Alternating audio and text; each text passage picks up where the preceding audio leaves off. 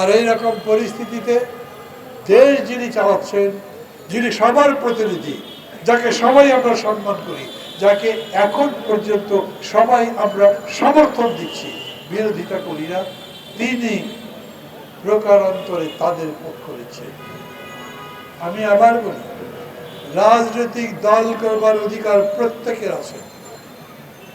একটা রিক্সা চালক করতে পারে, একটা মানুষ যার গত আন্দোলনে কোনো ভূমিকা ছিল না, উনিও যদি রাজনৈতিক দল করতে চান, আমাদের দেশের কোনো আইন, কোনো নীতি, কোনো নীতিবোধ তাকে রাজনীতি করতে নিষেধ করতে পারে না। কিন্তু তিনি যদি ক্ষমতায় থাকেন, ক্ষমতায় থেকে রাজনীতির চর্চা করেন, তাহলে সেটা ভালো কথা নয়। একজন উপদেষ্টা কি বলতে পারেন নাগরিক ঐক্যের মাহমুদুর রহমান মান্নার এই কথা খুবই রাজনৈতিক উদ্দেশ্য প্রণোদিত? আমি পাল্টা চ্যালেঞ্জ করব, আপনি সেটা প্রমাণ করেন। একজন উপদেষ্টা কি বলতে পারেন মির্জা ফখরুল যে বক্তব্য দিয়েছেন সেই বক্তব্য 111-কে ইনভাইট করে? তাকে তার প্রমাণ দিতে হবে, ব্যাখ্যা দিতে হবে। তার চাইতে বড় কথা, আপনি এই রাজনীতির মধ্যে যাবেন কেন? আপনি তো উপদেষ্টা। আমি বলতে পারি আমি সরকারে নাই, আমি ক্ষমতায় নাই, আমার কোনো দায়িত্ব নেই, আমি রাজনীতির যে কোনো রকম ব্যাখ্যা দেওয়ার অধিকার রাখি। সাংবাদিক বলতে পারে, সাধারণ মানুষ বলতে পারে, কিন্তু ক্ষমতায় যিনি আছেন তিনি একটা বিতর্ক তৈরি করবেন, বিতর্ক উস্কে দেবেন, সেইটা পারেন না। আমরা সবাই জানি তারা দল করবে, ঘোষণা দিয়েছে, ভালো কথা, অভিনন্দন জানাবো। কিন্তু আবার বলি, ক্ষমতাকে ব্যবহার করে দল বানালে মানুষ ওই দলের পক্ষে যাবে না। যদি কারো মনে হয় আজকে আমি যে অবদান রেখেছি, এই অবদানের কারণে সারা জীবন জাতি আমাকে কৃতজ্ঞতার সাথে স্মরণ করতে হবে, তাহলে তিনি ভুল করছেন। সারা জীবন দেখতে হবে আপনার অবদানের জন্য, নিশ্চয়ই জাতি আপনাকে সম্মান করবে, কিন্তু বাকি জীবন আপনি কি করেন সেটা দেখবার ব্যাপার। আর যদি রাজনীতি করেন, তাহলে সেই রাজনীতি আমি কি গ্রহণ করছি না কি করছি না, অন্য পছন্দ করছে কি করছে না, সেটা দেখবার সময় আছে। কেউ একজন অনেক বড় আন্দোলন করেছেন, কেউ একজন মুক্তিযুদ্ধে অনেক বড় ভূমিকা পালন করেছেন, সেই জন্যই তাকে 10 বিঘা সম্পত্তি লিখে দিতে হবে সরকারের, এইরকম কি কোনো কথা আছে? কেউ একজন জাতির কোনো কারণে বড় অবদান রেখেছেন, অতএব তিনি দাবি করতে পারেন আগামী দিনেও তিনি যা চাইবেন তা দিতে হবে। ডক্টর ইউনূস যখন বলেন ওরা এত কষ্ট করে জীবন দিয়ে, রক্ত দিয়ে এই দেশ থেকে স্বৈরাচার উৎখাত করেছে, আগামী দিন তারা তো এই গঠনমূলক কাজে, দেশকে এগিয়ে নেবার কাজে একটা অংশ বা ভাগ চাইতেই পারেন না। তার চাইতে বড় কথা, ডক্টর ইউনূস এই কথা বলতে চান পারেন না যে আমি ওরা যে রাজনৈতিক দল করতে চাই তাদের জন্য সুযোগ তৈরি করে দিতে চাই। প্রধান উপদেষ্টার কোন রাজনৈতিক দলের জন্য বিশেষ সুযোগ তৈরি করবার ক্ষমতা নাই। নাগরিক ঐক্যের জন্য সুযোগ করে দিতে পারেন? প্রধান উপদেষ্টার কাছে আমি যদি যাই, কোনো একটা ঘর পরিত্যক্ত সম্পত্তি আছে, আমার অফিসটায় মেহরবানি করে আমাকে এই ঘরটা আপনি লিজ দেন, উনি হয়তো করতে পারেন। এরকম করে লিজ আমি এক সময় নিয়েছিলাম, অনেকেই লিজ দিয়ে তাদের পার্টি অফিস করেছে, কিন্তু বিশেষ সুবিধা বলতে এটা বোঝায় না। এই বিশেষ সুবিধার ব্যাখ্যা ওনার দেওয়া উচিত। ধন্যবাদ। আমি আবার বলি, আমি নতুন বিতর্ক উস্কে দেওয়ার চেষ্টা করছি না।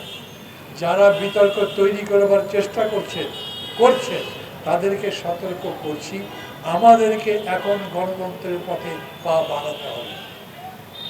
যখন আন্দোলন চলছিল তখন মাহমুদুর রহমান মান্নার এই অভিমত ছিল যে একটি অন্তর্বর্তী সরকার হতে হবে, তাকে 3 বছর সময় দিতে হবে যাতে তিনি প্রয়োজনীয় সংস্কারগুলো করতে পারেন। আমি আজকে আপনাদের সামনে দাঁড়িয়ে বলছি, এখন আমি চাই যত তাড়াতাড়ি সম্ভব নির্বাচন দিয়ে দেওয়া। কারণ কথাবার্তা উল্টাপাল্টা হচ্ছে, কারণ যারা আন্দোলন করছেন তাদের সাথে অন্য আন্দোলনকারী শক্তির বিভেদ বাড়ছে। এই দিক দিয়ে জাতীয় ঐক্য বলছে, বাট প্রতিনিয়ত ঐক্য দুর্বল হবার মতো ঘটনা ঘটছে। দেশে জিনিসপত্রের দাম বাড়ছে, কোনো বিনিয়োগ হচ্ছে না, মানুষের চাকরি হচ্ছে না, তার চাইতে বড় কথা, কত বড় লজ্জার ঘটনা, এই প্রেস ক্লাবের এই জায়গাতে পতিত স্বৈরাচার লিফলেট বিতরণ করতে পেরেছে। আমি আজকের পেপারে দেখলাম, গতকাল টিভিতে বলছে সরকারের কর্মকর্তা, তাদের প্রেস উইং, তারা বলেছেন এরপরে যদি কেউ এটা করে, লিফলেট বিতরণ করার মতো ঘটনা, তাহলে তাদেরকে গ্রেফতার করা হবে। মানে এই প্রজ্ঞাপন গতকাল জারি করলেন, তার আগে পর্যন্ত লিফলেট ডিস্ট্রিবিউশন করা, বিক্ষোভ করা তাদের জন্য জায়েজ ছিল। কি করেছেন গত 6 মাস? যখন লিফলেট ডিস্ট্রিবিউশন করা হলো, ওরা কি করে চুরি করে করেছে? ওরা তো ঘোষণা দিয়েছে, সেই ঘোষণা সোশ্যাল মিডিয়াতে এসেছে, তখন ব্যবস্থা নিলেন না কেন? নাকি খুবই দ্বিধার মধ্যে আছে, কি করবো ওদের নিয়ে? ইনক্লুসিভ পলিটিক্স করবে, অন্তর্ভুক্তি রাজনীতি করবে, অতএব তাদেরকেও নিয়ে রাজনীতি করতে চান। তারপরে প্রপোর্শনের ভোট করবেন, সংখ্যানুপাতিক ভোট। আপনি কি হিসাব করেছেন এই সংখ্যানুপাতিক ভোট যদি হয় তাহলে তারা ভোট কতগুলো পেতে পারে? একটা দল, অনেক বছরের দল, ডুবতে ডুবতেও তার অনেক শাখা প্রশাখা থাকে। আর একটা নতুন দল সবচেয়ে বড় সম্ভাবনা হলেও তার অত বড় শাখা প্রশাখা নাই। অতএব ভাবতে হবে, যদি এশিয়ার নয় শুধু ইউরোপের দেশগুলো পর্যন্ত মানবতা বিরোধী অপরাধের কারণে রাজনৈতিক দলগুলোকে নিষিদ্ধ করে থাকতে পারে, এখন পর্যন্ত সেই সমস্ত দল মাথা চাড়া দিয়ে উঠতে পারেনি। আমাদের দেশে কি বিবেচনায় তাদের জন্য আপনি অন্তর্ভুক্তিমূলক রাজনীতির কথা বলছেন? যদি এমন হতো, ওই দল বুঝতে পেরে থাকতো যে তারা অন্যায় করেছে, তারা অনুতপ্ত হতো, তারা ক্ষমা চাইতো, মানুষের কাছে বলতো আমরা একটা সুস্থির রাজনীতি, ভালো রাজনীতিতে ফিরে আসতে চাই, আমাদের সুযোগ দেওয়া হোক, সেটা একটা কথা ছিল। কিন্তু তারা একই কথা বলছে। এই যারা আন্দোলন করে তাদেরকে ক্ষমতায় থেকে সরিয়েছে, তাদেরকে কচি কাচার দল বলছে, আর একটা কি বলে, শিশু কিশোর বাহিনী বলছে। এইরকম করে যারা সামগ্রিক আন্দোলনকে এইরকম করে অপমান করবার চেষ্টা করছে, তাদের প্রতি দুর্বলতা দেখাচ্ছে। ওরা কি মানুষ? আমাদের তখনকার প্রধানমন্ত্রী বক্তৃতাটা মনে করে কি সুন্দর উন্নতি করছি, আমার একটা পিয়নের পর্যন্ত 400 কোটি টাকা। তার মাথায় নষ্ট ছিল, অর্থের লোভে লুটপাট করে জমা করা অর্থ দেখবার পরে তার মাথার কাজ করেনি। নাহলে কোনো প্রধানমন্ত্রী বলতে পারে আমার পিয়নেরও 400 কোটি টাকা, ও হেলিকপ্টারে করে বাড়িতে যায়, এখন বাসে চলে না।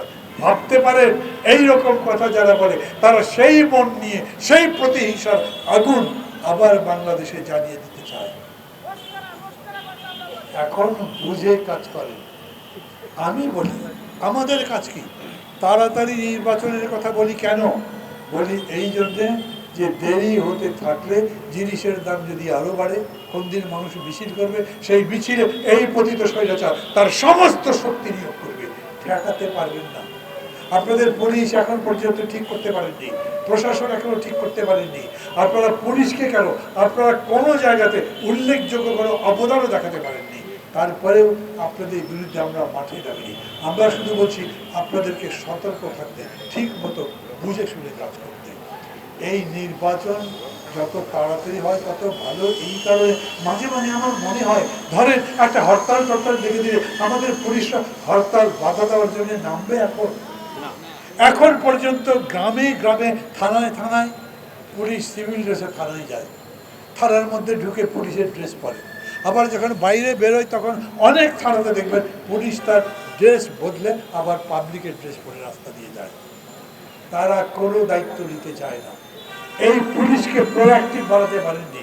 এই প্রশাসনকে এখন পর্যন্ত নিজেদের নিয়ন্ত্রণে অথবা জনগণের পক্ষে দাঁড়াবে এরকম করতে পারেননি। তাই ভয় পাওয়া স্বাভাবিক।